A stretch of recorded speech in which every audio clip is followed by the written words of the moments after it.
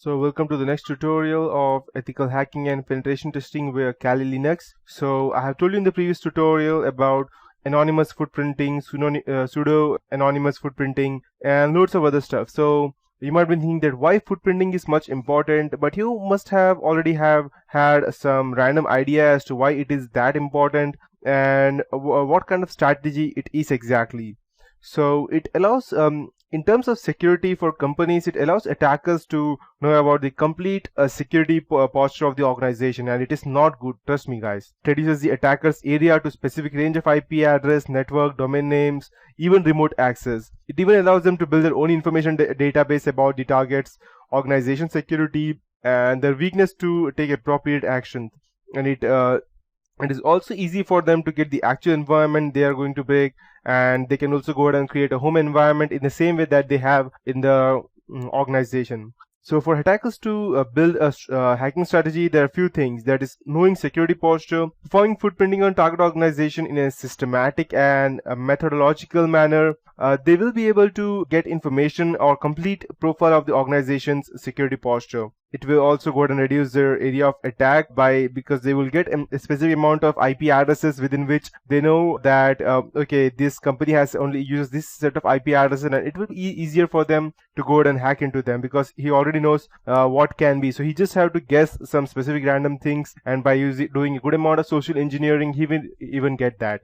After that, we have building information database. As I told you, going ahead and creating a virtual network at home based on the similar organization structure. And then finally drawing the network map, that is combining footprinting techniques such as tracert tool, which allows the attacker to create network diagrams of the target's organization network presence. This map allows or this map network represents the understanding of the target's internet footprint, and these network diagrams can also guide in the attack. So coming back to the next point, there are a few objectives of footprinting.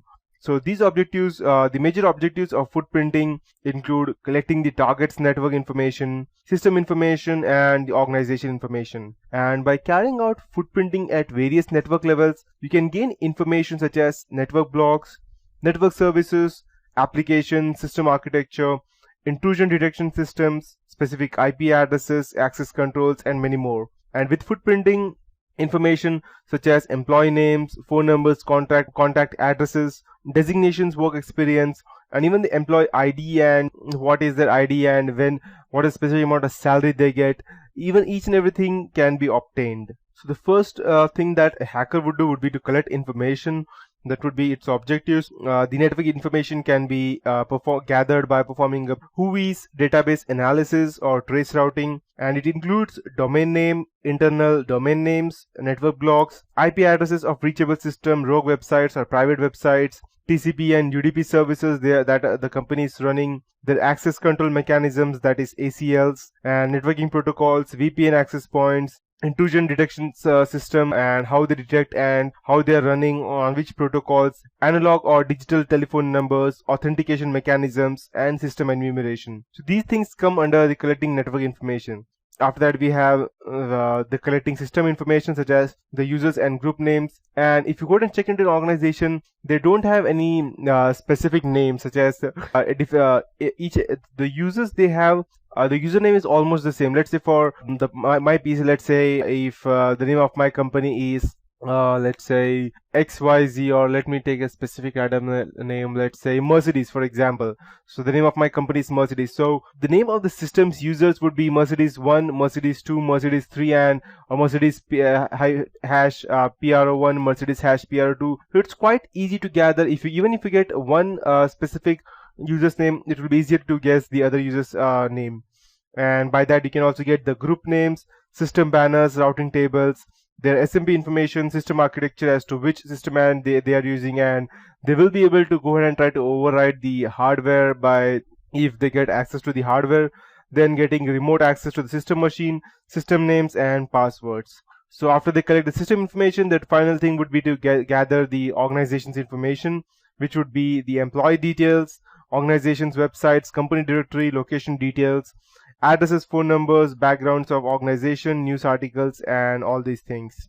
So till now I have discussed the footprinting concepts. Now I'll go ahead and discuss what are the threats that footprinting gives you.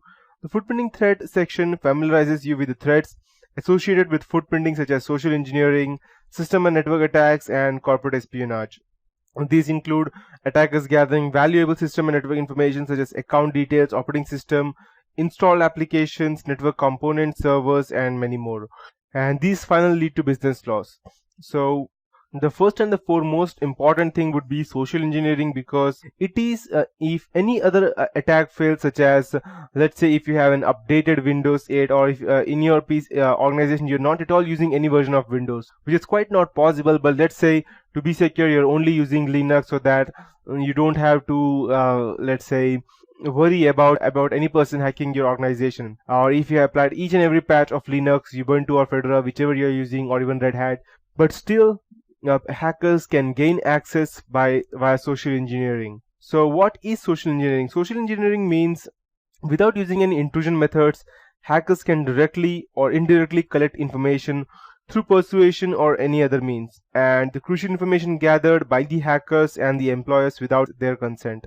So this is a very unique method. Let's say, for example, you are working in an IT company, or you're working, you are just a normal, let's say, normal person working in a company, and one day you are at home, and some random day you just get a call stating that if the person may have gathered already your, let's say, your user ID, or not user ID, he may already have your employee ID.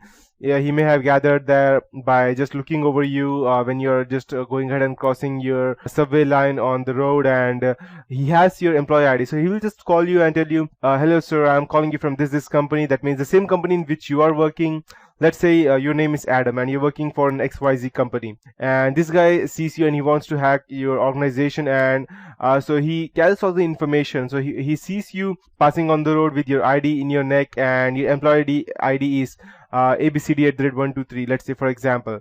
So he will just go ahead and call you, hello sir, I believe your name is Mr. Adam. You'll say yes, and then he will tell you, okay, so I believe I am calling you from your company, that's XYZ. I am the network manager over here, and due to some reason I'm unable to access your password to your PC, and so can you just help me with that? And before I proceed, I believe ID would be ABCD@123. So you will think, okay, this guy knows my address, he knows my name, he knows my employee ID, so he must be the real guy who is from the IT department. So you will just go ahead and give him out the username and then password, and then finally he will have what he needs, and he will just go ahead and he won't even go ahead and directly disconnect the call. He will just tell you, okay, thank you sir, I'm able to access your system now, and by the time you access your system tomorrow, I will have full maintenance done on your system. And he will close the call in a very good manner, and you will think, okay, I just helped this guy, so you will feel good. But when next day you reach the office, and you'll come to know somebody has already accessed all the information, and you are the person who gave the information, and you are the only person responsible, and you will be the one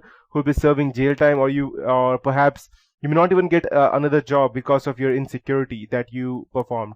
So these are the ways as to how any person can gather information via social engineering attack. After that, we have system network attacks, information leakage, privacy loss, corporate espionage, and business loss. So these are different ways as to how we can go ahead and gather information on a specific person.